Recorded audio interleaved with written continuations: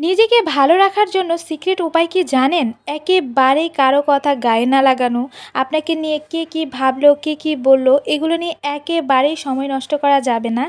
এই যে আমি দেখুন সব কিছু ছেড়ে ছুড়ে দিয়ে নিজের মতো করে এগিয়ে যাচ্ছি আর নিজের মতো করে বাঁচতে শিখে গিয়েছি। আপনার খারাপ সময় অনেকেই আপনার সাথে মজা নেবে, শুধু ধৈর্য ধরে ওই খারাপ সময়টা পার করতে হবে। আর কারো কথা গায়ে লাগানো যাবে না।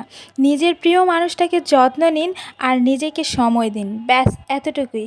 সো হ্যালো এভরিওয়ান, আসসালামু আলাইকুম। This is Israt from Israt Shahs lifestyle. আমি তো কথা বলতে বলতে অনেক দূর পর্যন্ত চলে এসেছি ভিডিওর। তো সকাল সকাল আজকে মনে হয়েছে যে সকালবেলা পরোটা খাবো আর নিজে বানাবো না। আর হোটেলের পরোটাটা খেতে আমার কাছে খুবই ভালো লাগে, বিশেষ করে চা দিয়ে। আর এই হোটেলের ডালটাও আমার ভালো লাগে। যেহেতু আমি প্রতিদিন বা কিছুদিন পর পর খাই না, যার কারণে হয়তো আমার কাছে এত বেশি ভালো লাগে। তো ওখানে আমি পরোটা নিতে গিয়েছিলাম, কিছু পরোটা ফ্রোজেন করার জন্য নিয়েছি আর কিছুটা খাওয়ার জন্যও নিয়েছি। যদিও আজকে কোনো প্রকার কোনো বাজার করতে নামিনি, জাস্ট শুধু পরোটা নিতে গিয়েছিলাম। তবে আসার সময় লাউ আর শাকটা চোখে পড়লো, দেখতে অনেক বেশি ভালো লাগলো, তো নিয়ে আসলাম। আর এদিক দিয়ে আমি পরোটা নিয়ে এসেছি, সেটাই এখন গুছিয়ে রাখবো। কিছু পরোটা নিয়ে এসেছি ফ্রোজেন করার জন্য, আর দুইটা নাকি তিনটা মেবি আমি নিয়ে এসেছিলাম খাওয়ার জন্য, সকালের নাস্তার জন্য। যদিও আমি নিজে বানালে 3টা পরোটা কখনোই খাই না, আর আজকেও খাইনি। 2টা পরোটা আমি খেয়েছিলাম। আর আমার কাছে এই ডাল দিয়ে পরোটাটা খেতে অনেক বেশি ভালো লাগে। আর এগুলো পরোটা অনেক বেশি গরম ছিল, যার কারণে একটু ঠান্ডা হওয়ার জন্য এলোমেলো করে রেখে দিলাম। আর এদিক দিয়ে আমি আমার সকালের নাস্তাটা রেডি করে নিচ্ছি। এখানে বেশ 10টার মতো বেজে গেছে, আর এই পর্যন্ত আমি কিছু খাইনি। তো অনেক বেশি ক্ষুধা লেগেছিল, যার কারণে তাড়াতাড়ি করে পরোটা আর ডালটা আমি রেডি করে নিচ্ছি। আর চুলায় কিন্তু আমি চা বসিয়ে দিয়েছি, দুধ চা। পরোটার সাথে আমার দুধ চাটা খেতে বেশ ভালো লাগে, যার কারণে আমি চাটা বসিয়ে দিয়েছি। আর এদিক দিয়ে টিস্যু দিয়ে পরোটাগুলো আমি সুন্দর করে রেখে দিচ্ছি। আর এইভাবেই আমি মূলত ফ্রোজেন করি, আর এইভাবে ফ্রোজেন করলে খুব সুন্দর থাকে। আর এদিক দিয়ে তো আমি আমার সকালের নাস্তাটা রেডি করে নিচ্ছি। আর এটা আমার সকলের জন্য খুব বেস্ট একটা নাস্তা। নিজে যেহেতু বানাতে হয়নি, নিজে বানালে অনেক বেশি পরিশ্রম সকাল সকাল। আর এটা তো রেডি করা নাস্তা, সবারই ভালো লাগবে। বিবাহিত মেয়েরা যারা আছে, যদি রেডি করা নাস্তা পায়, তারা হয়তো অনেক বেশি খুশি হয়ে যায়, ঠিক আমার মতো মনে হয় আমার, এই আর কি। তো সকালবেলা এই দিক দিয়ে আমি আমার নাস্তা করে নিচ্ছি। আমি তো ডাল দিয়ে পরোটা খাচ্ছি, আর চোখটা যাচ্ছে আমার দুধ চায়ের দিকে। আমি কখন এই চার ভিতরে পরোটাটা ডুবিয়ে খাবো সেই দিক দিয়ে। যাই হোক, একটু মজা করলাম। আর এই দিক দিয়ে আমি আমার বোনের বাসায় চলে গিয়েছিলাম। আর পরের দিন এসে দেখি আমার হাজব্যান্ড আমার জন্য 3টা 3 পিস এনে রেখেছে।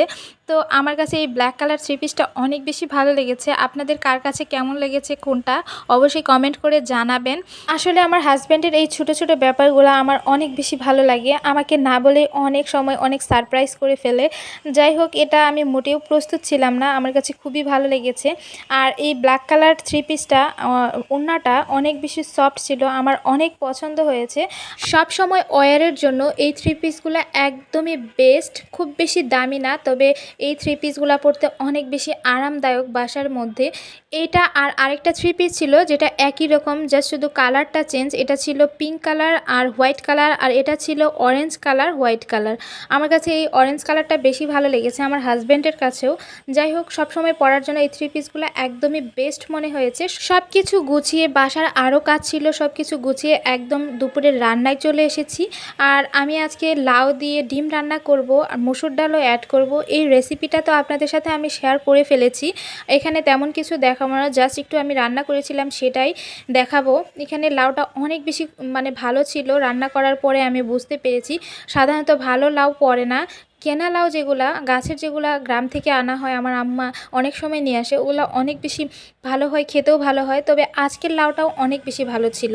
আর এদিক দিয়ে তো আমি লাল শাক এনেছিলাম, সেগুলো এখন বাছতে হবে।